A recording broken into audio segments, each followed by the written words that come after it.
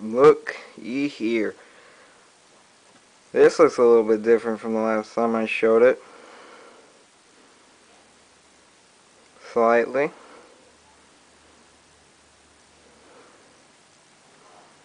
Right here is my completely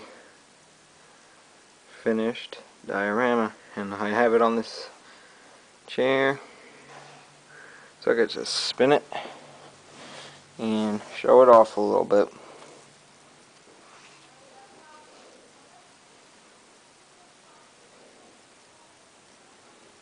Now it's completely snow covered. Now I'm gonna move it. Okay, this is one thing I wanted to explain right here. This is just painted styrofoam, literally on the bottom. Just painted styrofoam, which is black. Long story short, the paint doesn't really stick on there very well, so I just keep it white. Okay, let me sit down here and just show everything. Probably the biggest changes that have been made, and one of the more attractive features of my diorama, in my opinion, would have to be, whoops, the back right here. I just really find that looks cool, the way that tank's just coming straight out like that, straight out of the deep forest. See if it'll focus. Come on, camera.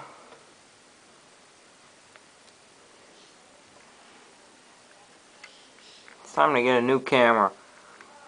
Didn't get one for Christmas, but there we go. Now you can see my tanky and detail where the dirt is and everything. And this is going to be a longer video because for me, one of the most helpful things about the YouTube when watching everybody else is being able to look at the details for a little while and being able to not only know what the people say they did, is just figuring out how you could do something similar with your own materials. So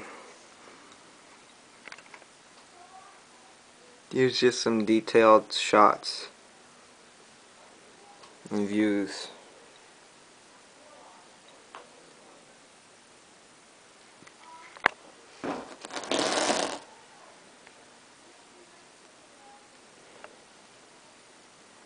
Here's the water. Yeah, this is what I want to say. It doesn't really, I think it's a good, adds lots of interest to the diorama, and it just, I don't know, it adds lots of interest, but it doesn't quite make sense to this river. I guess it could be frozen, but it doesn't look that frozen. So, it may not make sense if you're in a hard freeze, but there are rivers that don't freeze during the year, even during winter when it's snowing everywhere else, like springs and stuff like that. So there is a possibility that could happen. It's not completely finished. There's the T-34 right there. He's getting ready to hammer around at the Tiger. Tiger 1, man. Here we go. This is going to be a cool angle.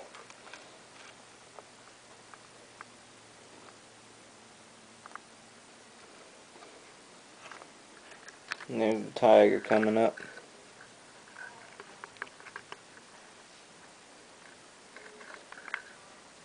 Very, very popular tank, the Tiger 1, for lots of dioramas. And just to show you, this one right here, it's not anchored down. And that's what the bottom pretty much looks like. I mean, didn't really need to do too much. I did that so you could look a little more detail. Okay, that's what the front looks like.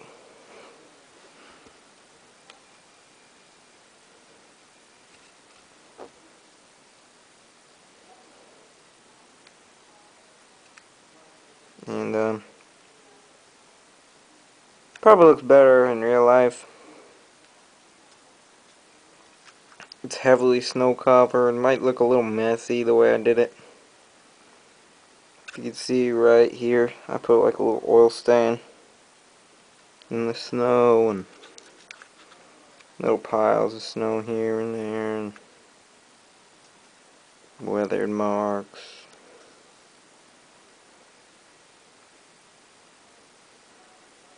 But that's usually pretty helpful. And the tracks, that's probably one of my favorite features, is that the tracks are, first of all, I bought winter effects. If you're going to be making a winter scene and you don't really know what you're doing, I highly would suggest this. And then once you see all the products, you can order however much you like, individual products that come in here. Not too much comes in here, but you get, I don't know, you could just pause the video and just look at, these are the things it comes with right there. Anyways, that's not what my video is about.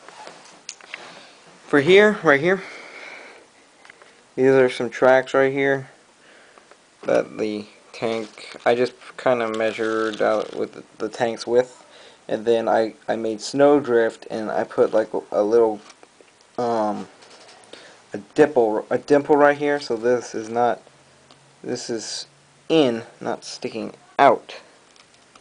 Then that's just painted with acrylic paint, and then I put this stuff that makes it look shiny a little bit, so it's like ripped up and torn up. And I put that on the trees, the thick stuff. Is that like all this right here on this branch? This is gonna be a long video, I can already tell. And well, might as well be long anyway. Look at that tank coming through. It looks pretty good. I don't know if the camera gives my diorama justice or not, but that's a cool angle. Same thing over here, but I think you can see it a little more easily. The snow and stuff.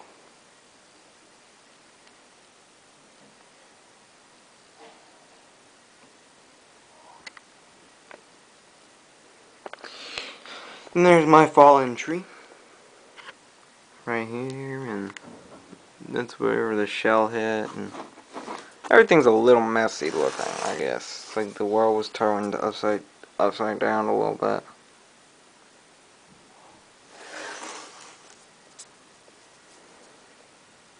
Some bushes.